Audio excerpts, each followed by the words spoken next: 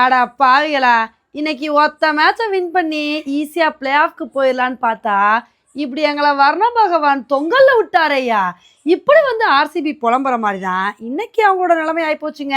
இன்னைக்கு ஆர்சிபிக்கும் கேகேஆருக்கும் மேட்ச் நடக்கிற மாதிரி வந்துருந்துச்சு. இந்த மேட்சை ஆர்சிபி வின் பண்ணிட்டாங்க அப்படின்னா அவங்க ஈஸியாக பிளே ஆஃப்க்கு போகிற சுச்சுவேஷன் வந்து இருந்துச்சுங்க. அதனால எப்படியும் இன்னைக்கு மேட்சை ஆர்சிபி வின் பண்ணிடுவாங்கன்னு சொல்லி ஆர்சிபி ஃபேன்ஸ் எல்லாருமே ரொம்ப ஆர்வமாக வந்து பார்த்துட்டு இருந்தாங்க. ஆனால் இன்னைக்கு மேட்ச்சில் டாஸு கூட போட முடியாத அளவுக்கு ஸ்டார்டிங்கில் இருந்தே பயங்கரமாக மழை விழுக ஆரம்பிச்சிருச்சுங்க.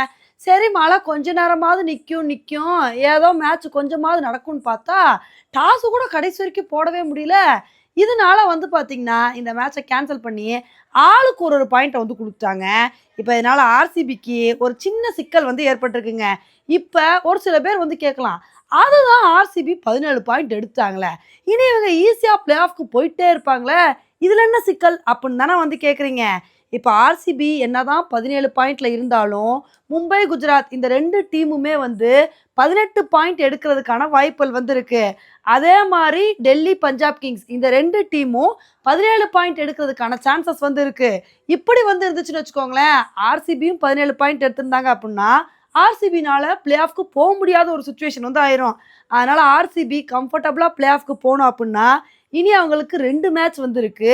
அந்த 2 மேட்ச்ல ஒத்த மேட்ச் வின் பண்ணியே ஆகணுங்க. ஒரு மேட்ச் வின் பண்ணிட்டாங்க அப்படின்னா யாரையும் டிபெண்ட் பண்ணாம ஈஸியாக பிளே ஆஃப்க்கு வந்து போயிடுவாங்க.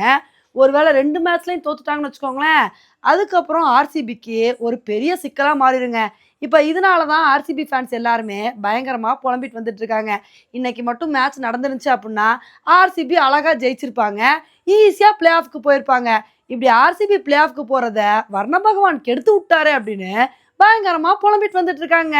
இன்னைக்கு மேட்ச் கேன்சல் ஆனனால ஆர்சிபிக்கு தான் அடின்னு பார்த்தா இதை விட பெரிய அடி கேகேஆருக்கு தாங்க. ஏன்னா இன்னைக்கு கேகேஆர் மேட்சை வின் பண்ணியே ஆக வேண்டிய ஒரு கட்டாயத்தில் வந்து இருந்தாங்க. இன்னைக்கு மேட்சை வின் பண்ணியிருந்தா தான் அவங்க வந்து இந்த டோர்னமெண்ட்குள்ளே வந்து இருந்திருக்க முடியும். ஆனால் இன்னைக்கு மேட்ச் வந்து கேன்சல் ஆனனால கேகேஆர் வந்து அஃபிஷியலாக இந்த டோர்னமெண்ட்டை விட்டு வெளியே போயிட்டாங்க. ஏன்னா இனிமேல் அவங்க ஒரு மேட்ச் வந்து ஜெயிச்சா கூட அவங்கனால வந்து வெறும் 14 பாயிண்ட் மட்டும்தான் வந்து எடுக்க முடியும். இதனால அந்த பாயிண்ட்டை வச்சு பிளே ஆஃப்க்கெலாம் போக முடியுமா? அதனால கேகேஆர் இந்த டோர்னமெண்ட்டை விட்டு அஃபிஷியலாக வந்து வெளியே போயிட்டாங்க.